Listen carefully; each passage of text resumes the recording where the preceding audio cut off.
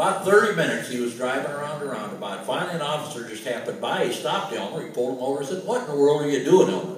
Elmer said, "Well, it's like this. They tell me this roundabout cost $500,000 to build this roundabout.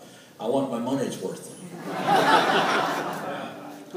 Well, the officer could kind of see his point, but he gave him a ticket anyway because he didn't have a seatbelt on. Oh, that got Elmer upset. Wouldn't it get you upset, Steph? That wouldn't get you upset. He was just yelling at he was getting wound up, yelling at the officer. Finally, the cop looked down at Lena, who was in the car there, and said, "Does he act like this all the time?" Lena thought about it. She said, "No, not so much, just when he's been drinking." When they got home that night, Elmer was bringing in the groceries and Lena was in the bedroom. He went in to see her. She had the bedroom tore apart. Liz, you wouldn't believe it. Drawers out of the dressers, sheets off the bed, papers everywhere. She's throwing stuff, looking, throwing. Elmer said, "What in the world are you doing, Lena?" She said, "Well," she said, "I'm looking for a wedding license."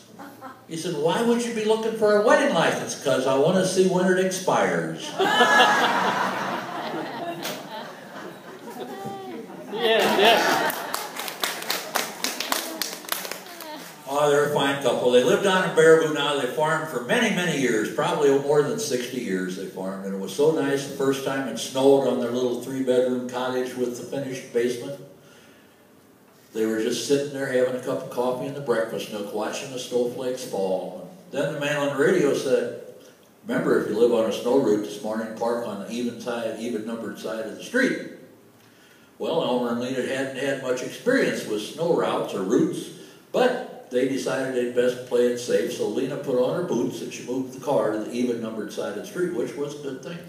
Next time it snowed, the man on the radio said, "Remember, if you live on a snow route today, park your car on the odd-numbered side." Lena moved the car to the odd-numbered side of the street. Next time it snowed, power went off, there wasn't any radio, there were no instructions of any kind. They didn't know what to do. Finally, Elmer said, "Well," he said, "I think you just leave it in the garage."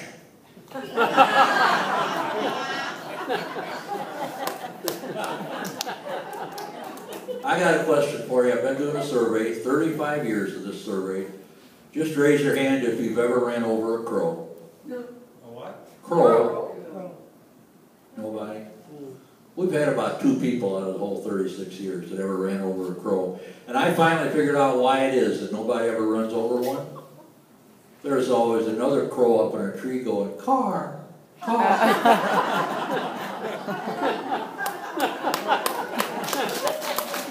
Don't hold back.